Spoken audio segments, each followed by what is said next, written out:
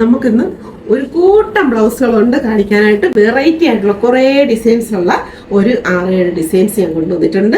ഇത് casual wear ആയിട്ടുള്ളതാണെങ്കിലും party wear ആയിട്ടുള്ളതാണെങ്കിലും ബ്രൈഡലാണെങ്കിലും ഒക്കെ ഉള്ളത് കുറച്ച് ഡിസൈൻസ് എല്ലാം ഞാൻ എടുത്തുകൊണ്ട് വന്നിട്ടുണ്ട്. ബാക്കി പിന്നെ പറയാം. ഇത് കണ്ടോ, ഇത് ഒരു ബ്രൈഡിന്റെ അമ്മയ്ക്ക് വേണ്ടി ചെയ്തേക്കുന്നതാണ്. സ്ലീവിന്റെ എന്റെ പോർഷനിൽ സ്കാലപ്പ് കൊടുത്തിട്ടുണ്ട്. അതുപോലെ തന്നെ ബാക്ക് നെക്കിന്റെ പോർഷനിലും ഇതേപോലെ സ്കാലപ്പ് കൊടുത്താണ് ചെയ്തേക്കുന്നത്.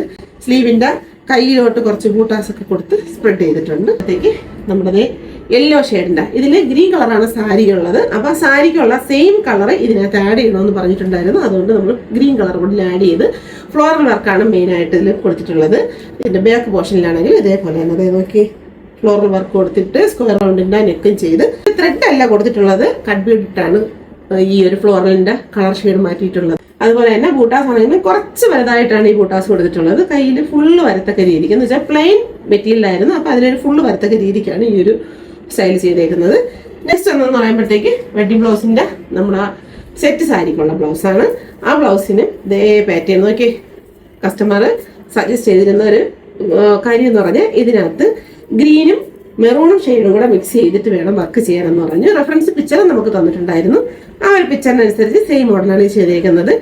അപ്പോൾ സ്ലീവിന്റെ എന്റെ പോർഷനിൽ ഇതേപോലെ തന്നെ 2 ഷെയ്ഡിലുള്ള ഹാങ്ങിങ്സിന്റെ ഡ്രോപ്സ് കൊടുക്കാൻ പറഞ്ഞിട്ടുണ്ടായിരുന്നു. നമ്മൾ കയ്യിൽ കൊടുത്തേക്കുന്ന അതേ പാറ്റേണിലുള്ള ഹാങ്ങിങ്സ് തന്നെയാണ് കൊടുത്തേക്കുന്നത്, ഗ്രീനും മെറൂണും. നെക്കിന്റെ പോർഷനും ബാക്ക് നെക്കിന്റെ പോർഷൻ ഇതേപോലെ 1 ഇഞ്ചിന്റെ വർക്കിൽ സ്ലീവിന്റെ എൻഡ് പോർഷനിൽ കൊടുത്തേക്കുന്ന സെയിം വർക്ക് തന്നെയാണ്. അതിന് ഫ്രണ്ട് പോർഷനിൽ സ്വീറ്റ് ഹാർട്ടിന്റെ നെക്ക് കൊടുത്തിട്ട് സ്റ്റൈൽ അതേപോലെ തന്നെ ചെയ്തിട്ടുണ്ട്. ഇത് ബ്രൈഡിന്റെ ബ്ലൗസ് ആണ്. ഇത് സെക്കൻഡ് സാരിക്കുള്ള ബ്ലൗസ് ആണ്. പക്ഷെ ഹെവി ആയിട്ട് തന്നെ കസ്റ്റമർക്ക് വേണമെന്ന് പറഞ്ഞിട്ടുണ്ടായിരുന്നു. നേരത്തെ വിളിച്ച് അപ്പോയിന്റ്മെന്റ് ചെയ്തിട്ടുള്ളൊരു വർക്കാണിത്.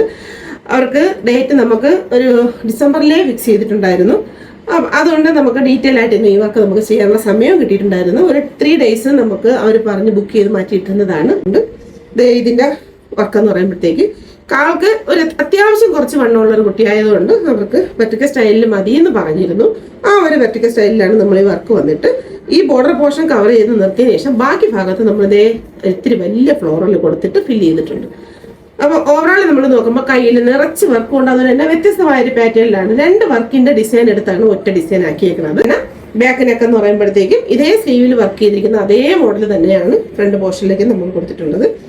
ഓക്കെ, അപ്പോൾ ഇനിയും ബ്ലൗസസ് ഉണ്ട് കേട്ടോ. എനിക്ക് വീഡിയോ ലെങ്ത് കൂടുന്നത് കൊണ്ടാണ് ഞാൻ ഇവിടെ വെച്ച് സ്റ്റോപ്പ് ചെയ്യുന്നത്. അപ്പോൾ ഇത്രയും ബ്ലൗസ് ഞങ്ങൾക്ക് ഓർഡർ തന്നത് ഈ ഒരു ബ്രൈഡാണ് കേട്ടോ. ബ്രൈഡിനും ബ്രൈഡിന്റെ ഫാമിലി മെമ്പേഴ്സിനും വേണ്ടിയിട്ടാണ് ചെയ്തിട്ടുണ്ടായിരുന്നത്. ഈ വീഡിയോയിൽ ഫുൾ ഡീറ്റെയിൽസ് ഞങ്ങൾ പറയുന്നില്ല കേട്ടോ.